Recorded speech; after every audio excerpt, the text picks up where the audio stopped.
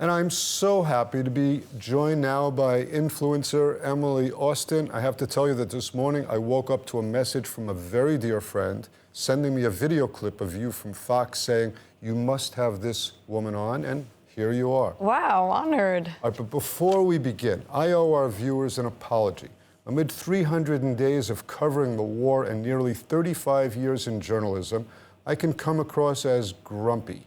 We have limited airtime and we need to get answers to the crucial questions on the agenda. I've been interrupting guests and some viewers have commented that I've been rude.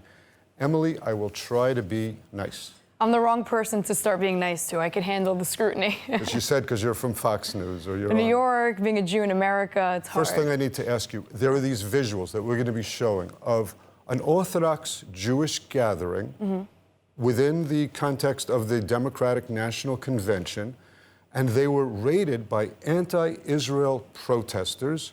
I can only think to say that this is anti-Semitism, pure and simple. Of course, and the fact that anyone seems to pretend that they're surprised by that, to me, at what point do you have the wake-up call? Following October 7th, I want to remind the Jewish people of America, we received no pity.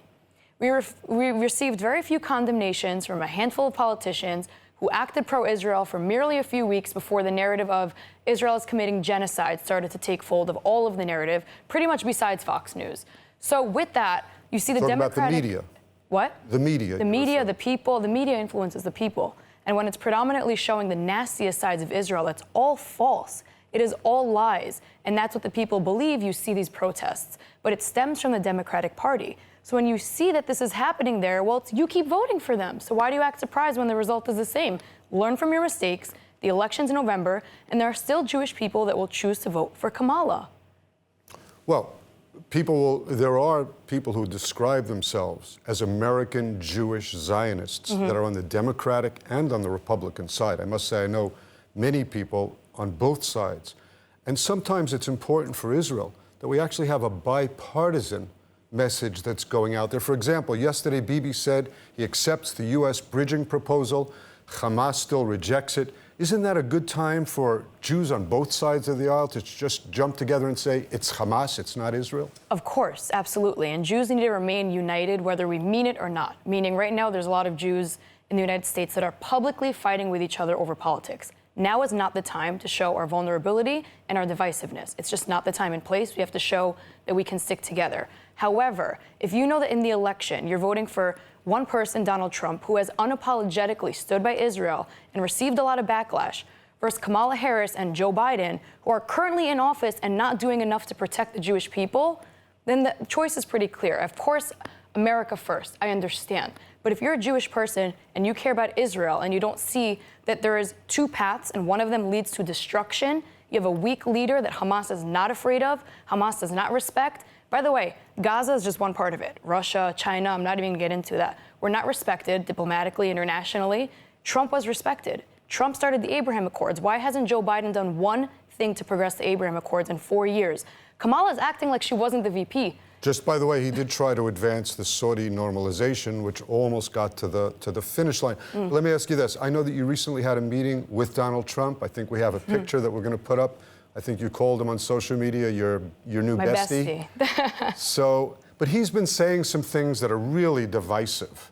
Not Such things as? that are... Well, I mean, there have been comments attributed to him where he called Doug a crappy Jew. This is the man who might be the first man. I agree with him. A crappy Jew? Very crappy Jew. What does that even mean? He has a daughter raising money for Gaza, who's always posting Free Palestine. Yesterday at the DNC was the first time he's been really proud of his Judaism. And I think he knows because they're losing the Jewish vote.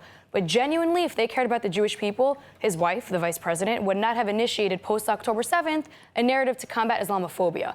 Islamophobia is wrong. But in light of anti-Semitism, you don't focus on something that's not the primary issue. And that's what they're doing. They're tolerating the protests. Every democratic city in the country right now are letting these terrorist-loving protesters take over. They're hijacking college campuses. They're targeting Jewish people. They go to jail. They're arrested for one night. They're gone the next morning. And we don't feel safe.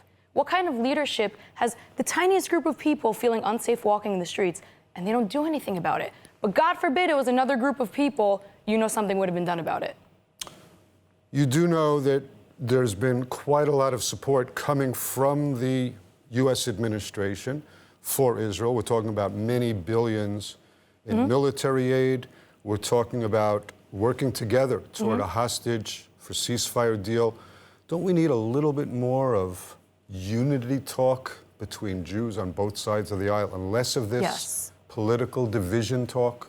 So, yes and no. The election's coming up. Sorry, we're almost out of time. I understand. So the election's coming up, and now's the time to hopefully have the president you want to win. If Kamala Harris is the president, I will comply. I will respect her as the president. I will have no choice, frankly. But I hope Donald Trump wins. And usually I have not been vocal about that the last 4 years. But now I see it as an existential crisis for the Jewish people. I prefer it's Trump. If that's Kamala, I will do my best to try to support her. And there's a lot of Jews rallying behind her that I know will be in her corner. And I hope she takes their word to heart and she tries to listen to them. But personally, I just don't think that they will. Well, Emily, thanks so much for being with us. I hope I wasn't too grumpy. No, not grumpy at all. All right, thank you so much. Thank you.